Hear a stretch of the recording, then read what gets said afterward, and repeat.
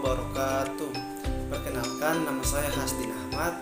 Saya dari jurusan Pendidikan Guru Madrasah Ibtidaiyah semester 5. Jadi, pada kesempatan kali ini saya akan mempresentasikan proposal saya yang berjudul Efektivitas Penggunaan Media Pembelajaran Berbasis Video Animasi untuk meningkatkan kemampuan memahami konsep materi, gaya, dan energi pada siswa kelas 6 SD 4 Limboto.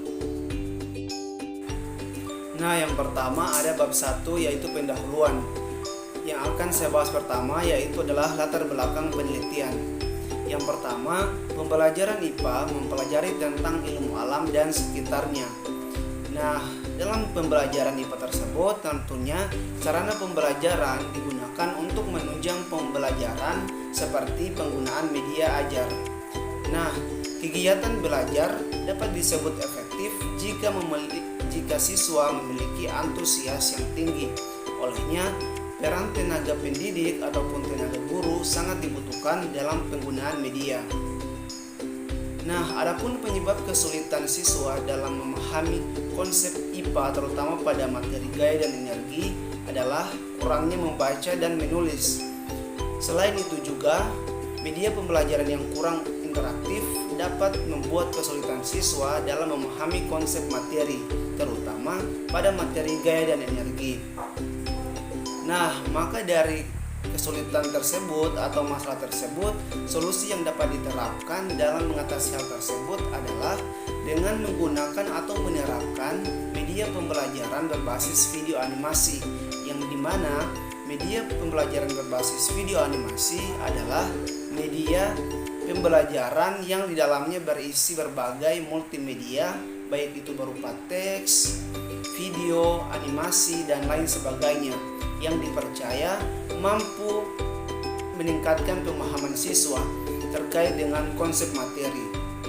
Nah, maka dari pemaparan latar belakang tersebut, saya tertarik atau mengambil judul yaitu efektivitas penggunaan media pembelajaran berbasis video animasi untuk meningkatkan kemampuan memahami konsep materi, gaya, dan energi pada siswa kelas 6 SD 4 Limboto. Nah, selanjutnya ada rumusan masalah. Nah, adapun rumusan masalah dalam proposal penelitian ini, yang pertama yaitu apakah media pembelajaran berbasis video dapat meningkatkan kemampuan memahami konsep materi, gaya, dan energi pada mata pelajaran IPA. Kemudian rumusan masalah yang kedua yaitu bagaimana tingkat pemahaman siswa terhadap konsep materi, gaya, dan energi sebelum penggunaan media pembelajaran berbasis video. Nah, kemudian yang ketiga itu apakah terdapat perbedaan yang signifikan dalam pemahaman konsep materi, gaya, dan energi siswa sebelum dan sesudah penggunaan media pembelajaran berbasis video animasi. Nah, selanjutnya ada tujuan atau manfaat penelitian. Adapun tujuan dari penelitian ini yaitu untuk mengetahui apakah media pembelajaran berbasis video ini dapat meningkatkan kemampuan memahami materi, gaya, dan energi pada siswa kelas 6 SD 4 Limboto. Nah, kemudian untuk manfaat penelitian terbagi menjadi 4. Yang pertama itu bagi guru, yaitu sebagai sarana untuk pengelolaan kelas dan strategi belajar yang efektif dan inovatif dalam penggunaan media pembelajaran berbasis video animasi. Kemudian untuk bagi siswa, adapun manfaatnya yaitu untuk memperoleh pembelajaran yang menarik dan menyenangkan sehingga memudahkan mereka dalam memahami konsep materi, gaya, dan energi. Kemudian bagi peneliti, manfaatnya yaitu untuk mendapatkan informasi yang akurat serta pengalaman baru dalam proses belajar mengajar menggunakan media pembelajaran berbasis video animasi.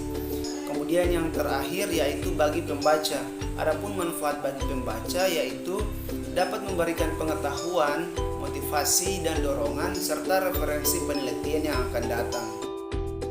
Selanjutnya ada kajian penelitian yang relevan. Pada penelitian 1 itu dilakukan oleh Herlia Febrianti, yaitu video animasi sebagai media meningkatkan pemahaman siswa pada pembelajaran IPA sekolah dasar. Nah, berdasarkan hasil penelitian tersebut, menjelaskan bahwasanya siswa lebih mudah memahami ataupun menafsirkan materi pembelajaran yang diberikan oleh guru ataupun tenaga pendidik melalui penerapan video animasi, karena berdasarkan hasil observasi tersebut oleh siswa dilihat bahwasanya video pembelajaran berbasis video animasi ini terlihat lebih menarik sehingga dapat memunculkan pemahaman yang lebih kuat pada peserta didik. Nah, kemudian penelitian 2 yang dilakukan oleh Taufik DKK yang berjudul Efektivitas Penggunaan Media Pembelajaran Berbasis Animasi untuk Meningkatkan Keaktifan Belajar Siswa. Nah, berdasarkan penelitian tersebut dapat disimpulkan bahwasanya penggunaan media animasi untuk meningkatkan keaktifan belajar siswa dapat membuahkan hasil, terutama jika diterapkan pada pelajaran ekonomi. Nah, hal ini terlihat pada saat observasi siswa lebih mau untuk memperhatikan pembelajaran melalui tontonan video animasi, sehingga dapat memunculkan keaktifan belajar siswa baik itu dari segi menulis maupun segi membaca. Nah, selanjutnya penelitian yang ketiga itu dilakukan oleh Rofi dan kawan-kawan, yaitu yang berjudul Media Pembelajaran Berbasis Video dalam Meningkatkan Hasil Belajar Siswa. Nah, berdasarkan hasil penelitian tersebut dapat disimpulkan bahwasanya terdapat pengaruh dari media pembelajaran berbasis video dalam peningkatan hasil belajar siswa. Nah, hal itu dapat dilihat dari hasil observasi yang menunjukkan bahwasanya respon yang diberikan oleh siswa itu yaitu respon positif, baik itu dari respon media pembelajaran yang digunakan ataupun respon dari pembelajaran yang diberikan oleh guru. Nah, selanjutnya kita masuk pada bab 2, yaitu kajian pustaka. Yang pertama ada media pembelajaran. Media pembelajaran adalah segala sesuatu seperti alat, benda, lingkungan, dan lain-lain yang dapat digunakan untuk penyampaian informasi ataupun pesan khusus pada pembelajaran. Kemudian yang kedua ada konsep gaya dan energi. Secara konseptual, gaya adalah tarikan atau dorongan yang mengakibatkan benda mengalami perubahan, sedangkan energi adalah usaha atau. Nah, selanjutnya ada media pembelajaran video. Media pembelajaran video adalah media yang menggunakan dalam penyampaian materi itu menggunakan video, baik berupa animasi dan lain-lain. Adapun keunggulan dari media video ini yaitu penyampaian materi yang lebih kompleks dan interaktif. Kemudian juga media pembelajaran video animasi dapat memvisualisasikan konsep yang sulit menjadi mudah dipahami. Nah, kemudian ada konsep materi gaya. Adapun definisi dari gaya seperti yang sudah saya jelaskan tadi, bahwasanya gaya adalah suatu kekuatan baik itu tarikan ataupun dorongan yang mengakibatkan benda yang dikenainya akan mengalami perubahan gerak ataupun perubahan bentuk. Nah, adapun contoh dari gaya dalam kehidupan sehari-hari yaitu saat sedang mendorong meja ataupun sedang menarik tali tiang bendera. Selanjutnya kamu ada juga contoh gaya dalam kehidupan sehari-hari seperti saat menendang bola. Nah, disitulah terjadi yang dinamakan dengan gaya. Kemudian ada konsep materi energi. Adapun definisi dari energi, dia dapat dikatakan memiliki sebuah energi jika benda tersebut dapat melakukan kerja ataupun usaha secara optimal. Dengan kata lain, energi merupakan kemampuan untuk melakukan kerja ataupun usaha. Nah, adapun contoh energi dalam kehidupan sehari-hari bisa kita lihat yaitu pada energi cahaya, yaitu ada pada cahaya matahari. Kemudian energi panas dapat kita lihat pada kompor. Kemudian energi bunyi ada pada musik, dan energi listrik dapat kita lihat pada lampu rumah dan lain sebagainya. Nah, selanjutnya kita masuk pada bab 3 yaitu metodologi penelitian. Yang pertama di sini ada jenis penelitian. Adapun jenis penelitian yang dilakukan dalam penelitian ini yaitu menggunakan penelitian tindakan kelas. Yang dimana penelitian tindakan kelas merupakan penelitian yang dilakukan oleh guru untuk memecahkan masalah pembelajaran di kelasnya. Kemudian yang kedua ada variabel penelitian. Nah, dalam penelitian yang saya lakukan ini yang merupakan variabel bebas yaitu media pembelajaran berbasis video. Sedangkan yang merupakan variabel terikat yaitu kemampuan memahami konsep materi gaya dan energi. Nah, kemudian selanjutnya ada prosedur penelitian. Nah, dalam penelitian ini ada dua prosedur yang dilakukan. Yang pertama itu siklus 1. Adapun tahapan dalam siklus 1 tepatnya pada pertemuan pertama dalam penelitian ini yaitu ada tahap perencanaan, kemudian ada tahap pelaksanaan, ada tahap observasi, dan yang keempat itu ada tahap refleksi.